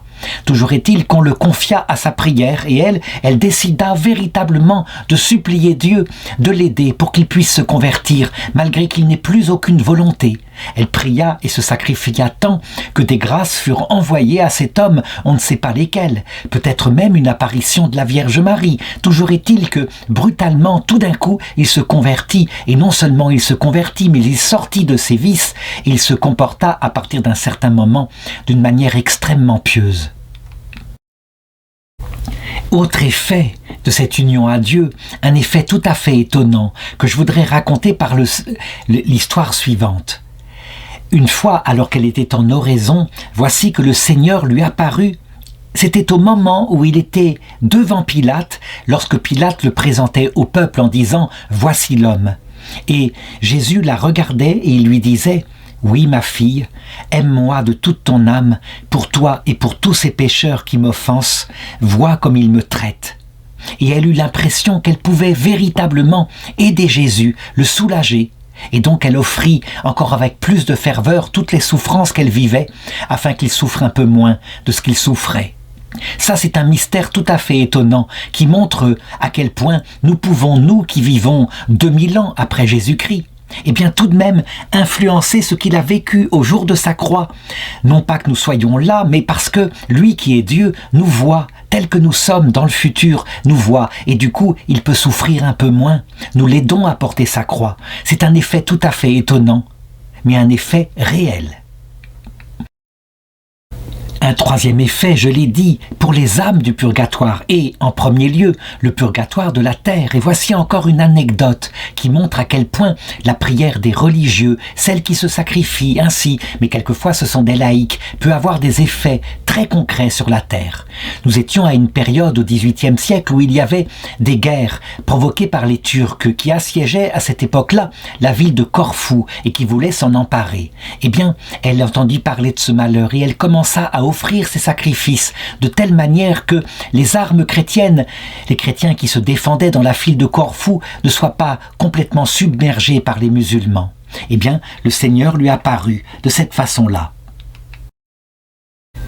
Il était dans les bras de sa mère, la mère de Dieu, et donc, eh bien, elle se mit à supplier la Vierge d'intervenir auprès de son fils, afin de sauver la ville de Corfou.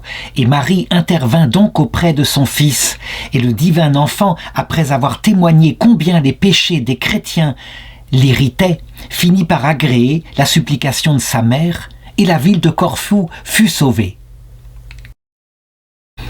Il faut bien comprendre, en effet, je l'ai dit, que même pour saisir l'histoire de l'Église et l'histoire de ses réussites, de ses échecs, l'histoire des pays, il faut avoir en tête cela. Le Seigneur, il ne vise pas la victoire politique de tel ou tel aspect de la terre, ni même de son Église, si jamais cette victoire produisait de l'orgueil. Ce qu'il vise, c'est que tous les hommes, sans exception, les chrétiens, mais aussi les musulmans, sortent de cette vie en ayant découvert leur propre misère, afin d'être sauvés. Les chrétiens, quant à eux, savent la raison de tout cela et donc vivent les choses de l'intérieur, mais ils sont rares, malheureusement, à comprendre. Son amour se répandait aussi sur les personnes qu'elle recevait dans le parloir et ses conseils étaient judicieux, des conseils qui s'adressaient à tous ceux qui venaient lui en demander. Ça pouvait être des couples en difficulté, des parents avec leurs enfants, n'importe quoi. Et ces conseils étaient toujours judicieux au point que quelqu'un qui assistait à un entretien avec elle s'étonna, il le dit de manière très sincère, comment se pouvait-il qu'une religieuse qui avait quitté le monde depuis l'âge de 15 ans pouvait donner des conseils si sages dans des matières qu'elle ne pouvait qu'ignorer. Et elle répondit simplement, avec une grande simplicité, que ses rapports avec le monde étaient inspirés par la charité et réglés par l'obéissance, qu'elle se mettait au pied du crucifix avant de partir, le priant de suppléer à son insuffisance et de placer sur ses lèvres les paroles prudentes et efficaces, qu'elle répondait ensuite sans étude ni application d'esprit, et ce que le Seigneur lui dictait au fond du cœur, elle le disait simplement. Elle ajouta encore qu'elle se recueillait et recourait à Jésus lorsque la détermination à prendre avait un caractère particulier de gravité, et que le divin maître, dont elle ne perdait jamais la présence, lui donnait les lumières dont elle avait besoin. Ce phénomène-là est un charisme au sens propre du terme, donc je l'ai dit, pour aider les âmes à progresser en sainteté. En fait, c'est ici le don de pénétrer les cœurs et en même temps les paroles de science, les paroles de sagesse qu'il faut très pratiquement pour ces cœurs. De même, les charismes s'étendaient dans les contacts qu'elle avait avec le ciel pour toutes les œuvres qu'il lui fallait entreprendre. À cette époque-là, elle avait été élue prieure de son monastère, et les autres sœurs étaient heureuses qu'elle ait cette charge, tant elle la pratiquait extraordinairement. Mais le nombre de religieuses augmentait et elle eut l'idée, ou plutôt il lui fut donné l'idée, de par le ciel, de fonder un monastère. Voilà comment cela se passa. Nous étions en 1690. Elle portait dans le cœur, très curieusement, l'idée de fonder un Carmel dans un lieu particulier. Et voici qu'une religieuse de Sainte Christine, appelée Catherine de Sainte-Thérèse, qui était morte depuis peu, se montra à elle, et elle l'engagea fortement à entreprendre avec courage l'établissement du nouveau monastère, lui assurant que Dieu y serait servi avec une perfection remarquable. Et donc la bienheureuse dut recevoir encore des lumières plus grandes sur ce sujet, puisqu'elle précisa un jour à un de ses directeurs l'époque à laquelle aurait lieu la fondation qu'elle projetait. Et ce fut effectivement en 1701 que le duc lui permit de réaliser ce dessein. Quant au lieu, elle avait arrêté son choix sur Moncalieri, une petite ville voisine de Turin et qui possède un château royal. Évidemment, elle n'avait pas beaucoup d'argent. Il y avait seulement une pauvre petite maison et 4000 écus en tout. Il fallait donc faire avec cela une église et un monastère. Eh bien, curieusement, les dons arrivèrent comme il le fallait et elle réussit dans cette entreprise. Elle fit exactement les travaux dans la petite maison et la construction de l'église en fonction des moyens que lui donnait le Seigneur, humblement, donc sans pousser les choses trop loin, sans, je dirais, mettre son imagination dans une immense église. Donc on le voit, même dans ces actions-là, très simples, elle était totalement donnée à l'obéissance.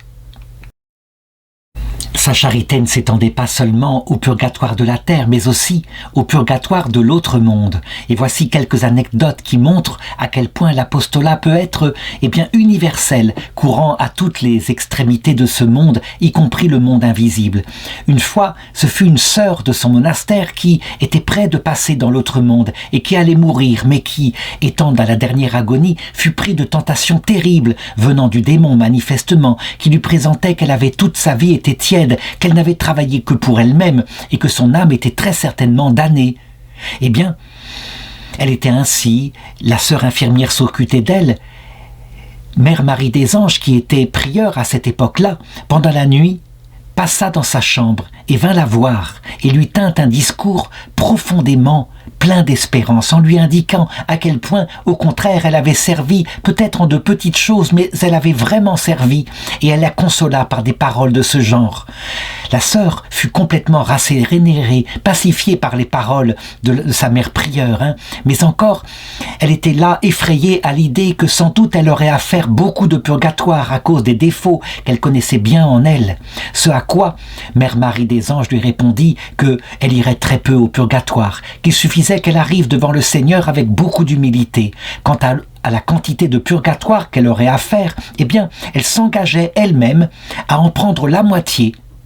La sœur, quelque temps plus tard, mourut, et effectivement, on vit Mère Marie des Anges à partir de ce moment-là s'affliger de grandes pénitences. Elle prenait sur elle, comme elle l'avait promis, la moitié de la peine de cette âme. Du coup, il arrivait souvent que des âmes du purgatoire viennent la voir pendant la nuit, pendant qu'elle priait pour elle, pour lui demander quelque aide. Par exemple, à un moment donné, elle raconta que Charles Emmanuel II, le duc de Savoie, qui était mort depuis quelque temps, vint une nuit lui demander des prières. Elle raconte « Je ne le vis pas, mais en m'éveillant, je compris que c'était lui. Il me le révéla lui-même en me disant « Je suis Charles Emmanuel, me voici encore en purgatoire. Jusqu'à cette heure, notre Seigneur ne m'a appliqué que les suffrages offerts pour moi par tes sœurs. Prie pour mon âme, et que tes sœurs prient aussi. » À ce moment-là, tout le monastère se mit en prière jusqu'à ce que la bienheureuse eût fait connaître que l'âme du duc était entrée dans la joie du Seigneur. Encore une anecdote que je voudrais raconter, liée à une apparition et donc à ce charisme de voir, y compris dans l'autre monde, ce que devenaient les âmes. Elle raconte « Le mercredi, dans l'octave de l'Assomption, comme je faisais l'oraison du soir, une de nos sœurs m'apparut. Elle était vêtue de blanc, environnée de gloire et de splendeur, et si belle que je ne trouve pas dans ce monde rien à quoi la comparer. Redoutant quelque embûche de la part du démon, je me munis du signe de croix, mais elle me fit un sourire et disparut peu après. Je suppliais de toute mon âme notre Seigneur de ne pas permettre que je fusse trompé par le démon. Et la nuit suivante, la sœur m'apparut de nouveau et m'appela par mon nom et me dit je viens de la part de Dieu pour vous faire savoir que je jouis des biens éternels. Dites à notre mère prieure qu'il n'entre pas dans les desseins de Dieu, qu'elle sache ce qui doit lui arriver. Dites-lui encore de mettre sa confiance en Saint Joseph et dans les âmes du purgatoire. » Et puis, elle disparut. Qu'est-ce que nous raconte et signifie cette dernière anecdote? Eh bien, tout simplement qu'au bout d'un certain temps, quand on n'a vécu que pour le ciel, on finit par être très proche du ciel. Et donc, il me reste à raconter maintenant le dernier moment de sa vie, sa mort en 1717 à l'âge de 65 ans. D'abord, il faut savoir que elle avait donc été prieure plusieurs fois et que une des prieures qui avait été élue à sa place, eh bien, devait terminer son mandat. Les élections allaient avoir de nouveaux lieux. Et donc, sœur Marie des Anges se rendit compte que, sans doute, probablement, les sœurs voudraient les lire de nouveau. Elle prit donc d'abord les devants et alla voir le père provincial des Carmes en lui signifiant qu'il fallait éviter cela parce que ses infirmités corporelles qui s'étaient développées l'empêchaient d'assumer une telle charge. Mais le père provincial, loin d'entrer dans ses vues, lui dit qu'elle ferait selon ce que lui demanderaient ses sœurs, une fois de plus dans l'obéissance. Elle essaya donc de s'adresser à son confesseur et elle lui fit la même demande, mais il lui répondit de la même façon. Alors elle lui demanda l'autorisation au moins de faire recours à Jésus et il lui autorisa avec un sourire, oui, chercher le secours de Jésus. Et on le voit à ce moment-là, un éclair de joie céleste brilla sur le visage de Marie des Anges. « Oh mon Père, s'écria-t-elle, je vous remercie, mais n'oubliez pas que vous m'avez permis de chercher le secours de Jésus. » En quittant son confesseur, elle rencontra une religieuse qui lui expliqua les projets de la communauté vis-à-vis d'elle pour qu'elle redevienne prieure. Et elle répondit simplement « Bien, vous travaillez à m'imposer la charge de prieur, et moi, de mon côté, je prierai Jésus de me venir en aide. Faites tout ce que vous pourrez, nous verrons qui de moi ou de vous l'emportera. » Eh bien, manifestement, on peut le dire, son entre-gens auprès de Jésus triompha, puisque quelques jours plus tard, alors que les élections allaient se passer, elle tomba malade d'une forte fièvre. Et une religieuse qui l'avait entendue demander à Dieu d'augmenter encore ses souffrances et même de l'emporter maintenant vers l'autre monde, eh bien, elle la supplia au nom de toutes les sœurs de ne pas les quitter, de rester auprès d'elles, qu'elles avaient besoin d'elle. Et elle répondit « Au contraire, laissez-moi parler de la mort. J'ai demandé au Père confesseur qui m'a permis d'implorer le secours de Jésus. Or, le bon maître a daigné agréer ma supplique. » À partir de cet instant, la religieuse alla voir son confesseur, lui demanda ce qu'il lui avait demandé comme permission, et le confesseur lui raconta. Et alors, eh bien, tous les supérieurs qu'elle avait essayèrent au nom de l'obéissance de lui demander de révoquer cette permission, mais elle répondit «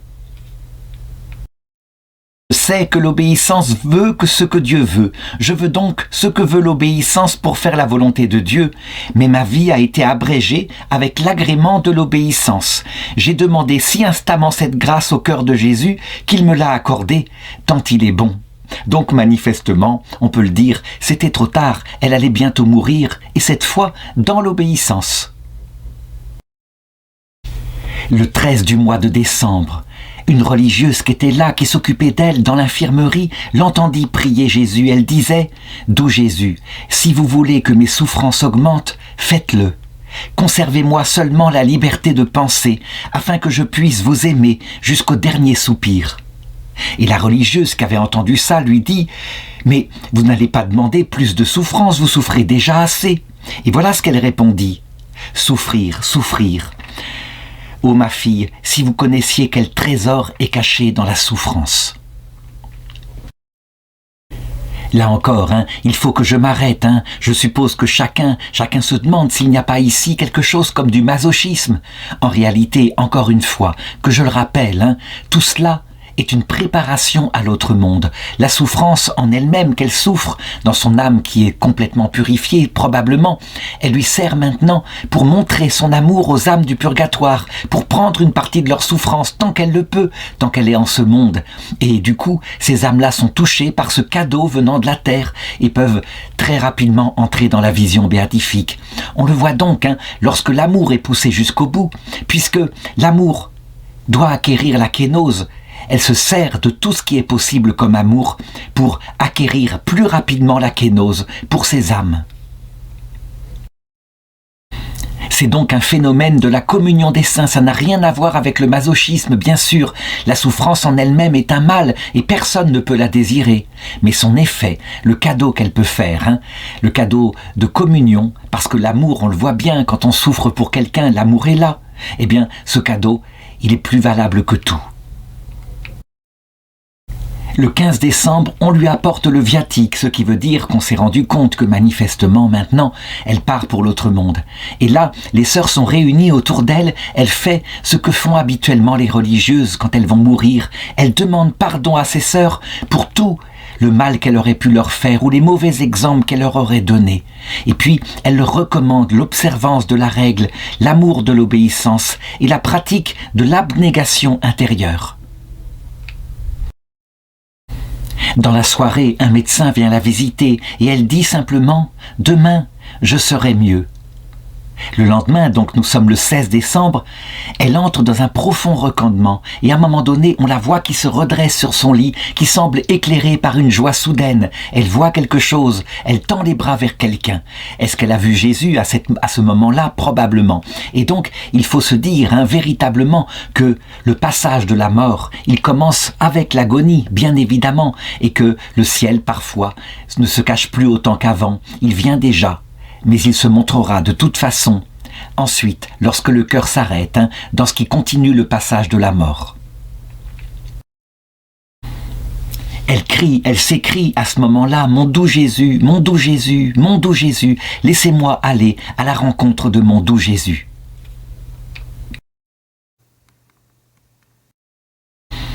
Dans l'après-midi, c'est le père provincial des Carmes qui vient et qui lui demande si elle ne voudrait pas par hasard guérir.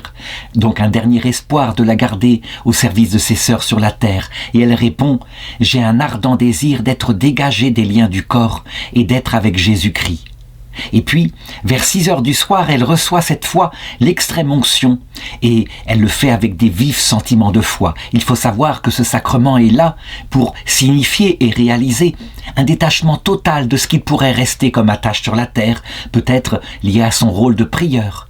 Mais en réalité, on le voit bien, les effets de l'extrême onction sont déjà en elle, elle n'habite plus en ce monde. Les religieuses qui sont autour d'elle demandent d'un commun accord d'être bénies par elle. Et elle répond « Quoi? Une pécheresse comme moi? Moi vous bénir? Mais je ne peux bénir personne. » Et cependant, le père provincial qui est là aussi lui donne l'ordre, encore une fois, dans l'obéissance, et donc elle se résigne à bénir chacune de ses chères filles.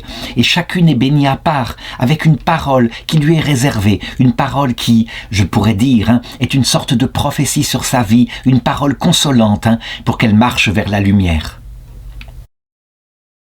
C'est à ce moment-là que la jeune princesse de Carignan, qui venait souvent se recueillir au monastère, arrive. Et quand elle apprend que Mère Marie des Anges est en train de mourir, elle demande elle aussi si elle ne peut pas être bénie. Et donc, on lui en parle. Le père Constant lui en parle personnellement et donc elle accepte de la faire venir. Elle étend la main sur elle et elle dit que le Seigneur vous accorde un parfait détachement des choses de ce monde, parce que tout doit finir. Sans doute était-ce là la parole qu'il lui fallait à elle, qui était, je dirais, dans le monde, qui était si célèbre avec le statut de sa naissance. Ensuite, évidemment, on lui demanda de bénir tout l'ordre du Carmel. Elle le fit avec répugnance, elle n'était pas prête, elle le disait, et on lui en demandait tant. Et ensuite, elle entra dans une sorte d'extase. Le moment était venu manifestement où elle devait mettre fin à sa vie et le confesseur, eh bien, il termina les prières de cette façon-là et il dit « Mère Marie des Anges, c'est par obéissance que vous avez vécu, si telle est la volonté de Dieu, mourrez aussi par obéissance. Et nous avons le témoignage ici de Mère Marie de Saint-Joseph qui était tout près d'elle et qui dit qu'à ce moment-là, on la vit, et d'autres religieuses la virent aussi, faire comme un effort pour s'envoler de cette terre. Elle jeta sur le crucifix un regard si tendre, si profond que elle racontait des années plus tard qu'il suffisait qu'elle repense à ce regard pour entrer immédiatement dans un recueillement intérieur. Et puis, tout doucement, simplement, comme cela, elle poussa son dernier soupir. Il était la 11e heure du soir lorsqu'elle mourut de cette façon-là, ce qui encore une fois est un symbole, qu'on se rappelle la parabole des ouvriers de la 11e heure et la rencontre avec Jésus qui les appelle ainsi, qui les appelle à travailler à leur vigne. Elle était donc âgée de 56 ans, 11 mois, 9 jours lorsqu'elle partit dans l'autre monde. Et en fait, vraiment, pour y revenir très vite, je veux dire par là qu'elle était partie, mais elle n'était pas absente, puisque, à partir du moment où elle mourut, que les gens, évidemment, sachant qu'elle était une sainte, c'était instinctif, les gens de Turin voulurent récupérer des reliques lui appartenant. Les miracles commencèrent à se multiplier autour d'elle, autour de son corps, puis ensuite autour de son tombeau. Le premier signe qu'elle fit fut l'apparition à une religieuse du monastère de Sainte-Christine qui s'appelait Sœur Anne-Christine. Et dans sa prière, elle s'était plainte parce que, n'ayant pas pu être présente autour de son lit de mort, elle n'avait pas été bénie par elle. Eh bien, elle la vit de ses yeux qui étaient là, lumineuses, et qui la rassura, qui la bénit et qui lui donna les paroles qu'il fallait pour son âme. Et ce qui est étonnant, c'est que cette vision du ciel fit des effets dans le cœur de sœur Marie-Christine, puisque on vit son comportement après s'améliorer, changer. Elle fit des grands progrès dans l'observation de la règle, et sans doute intérieurement aussi. Du coup, tous les malades du secteur commençaient à invoquer son nom avec une grande foi. Par exemple, qu'on raconte l'histoire de Marguerite Ricciardini.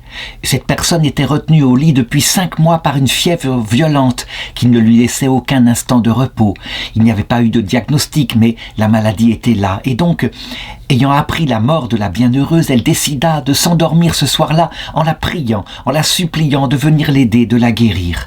Et pendant qu'elle dormait, eh bien, Marie des Anges lui apparut et lui adressa ces paroles de consolation.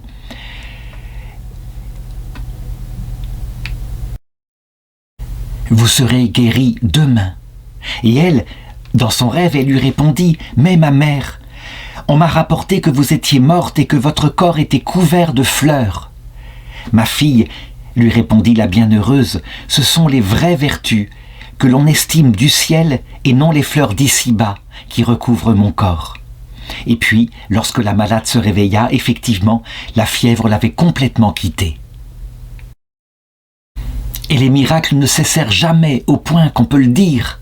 Après sa mort, elle fut encore plus célèbre qu'elle n'avait été durant sa vie, au point que le pape Pie IX finit par l'élever au statut de la béatification. C'était clair pour lui, le ciel avait parlé. Alors racontons certains de ces miracles, dont l'un qui fut opéré en 1778.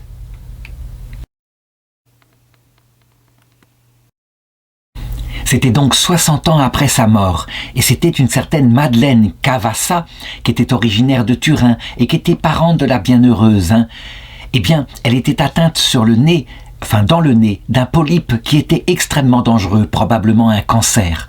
Toujours est-il que les médecins s'étaient résolus à l'opérer, et on sait ce que sont les opérations à cette époque-là, sans anesthésie, extrêmement douloureuse, et parfois très ratée. Et donc elle décida de prier sa parente, qui était morte depuis 60 ans, de la supplier de la guérir. Elle fit une neuvaine, et au bout de la neuvaine, la guérison n'était pas là, mais elle persévéra dans sa confiance, obstinément, durant 3 jours. Et le 3e jour, eh bien, le polype tomba subitement, et il n'y eut aucune trace, elle n'eut pas donc à être opérée. Le second miracle que je voudrais raconter et qui fut retenu par l'Église eut lieu 120 ans après sa mort, donc en 1844. Cette fois, c'était une religieuse, une sœur converse, qui était atteinte, manifestement, tel était le diagnostic des médecins, d'un cancer de l'estomac, un cancer gravissime, un cancer, on peut le dire, en stade terminal. Cette sœur s'appelait Madeleine de Saint-François et elle faisait partie du monastère des Augustines de Caprarola. Donc, au début, elle demanda évidemment à Dieu de pouvoir la guérir, mais manifestement, après qu'elle eut prié une neuvaine, rien ne se passa, et donc elle entra dans une disposition différente, en offrant sa vie à Dieu, qu'il la prenne s'il voulait, elle lui appartenait. Cependant, un père Carme qui passait par le couvent eut l'idée de lui donner une petite relique prise sur un vêtement de sœur Marie des Anges. Et donc, elle l'a reçue avec foi, et elle décida dès le soir même de l'appliquer sur cette partie de l'estomac, à travers sa peau qui lui faisait si mal. Et elle s'endormit avec une grande confiance, avec la certitude que cette fois, elle allait être guérie. Son sommeil fut profond, paisible, elle n'eut pas d'apparition, mais le lendemain, elle se réveilla avec la certitude qu'elle était guérie, elle se leva, et à ce moment-là, elle entendit une voix, une sorte de voix intérieure qui lui disait « Oui, tu es guérie ». Et en même temps, elle sentait une sorte de main invisible qui détachait dans son estomac quelque chose qui semblait peut-être être la tumeur qui disparut de cette façon-là. Et elle se rendit tout simplement à l'office. Le pape Pie IX, je l'ai dit, a approuvé ces deux miracles dans un décret donné le 6 janvier 1865. Que conclure de cela ? Nous avons ici, de manière visible et palpable, la réalisation d'une parole que sainte Thérèse de l'Enfant Jésus, docteur de l'Église, donna juste avant sa mort. « Je passerai mon éternité à faire du bien sur la terre ». En ce qui concerne sœur Marie des Anges, elle le fit physiquement ici, et bien sûr, elle accompagnait le tout de grâce profonde qu'elle donnait encore plus. Mais ceci nous montre une fois de plus que, de l'autre côté de cette vie, on est au paradis, on est dans la vision béatifique, mais ça ne veut pas dire qu'on est séparé de la terre, qu'on se repose, comme certains le pensent. Non, on passe son temps effectivement à venir sur la terre et à faire du bien pour entraîner les âmes à leur tour vers le paradis. C'est une chose qu'à notre époque, évidemment, nous ne sommes plus persuadés. Nous sommes tellement installés, en tout cas en Occident, pour vivre sur la terre, que nous n'avons plus, comme à l'époque, comme ces saintes religieuses, l'idée que la vie terrestre n'est qu'un passage et que ce qui nous sépare de l'autre monde, c'est un voile très ténu, très fin, que la mort vient déchirer et aussitôt l'autre monde nous apparaît.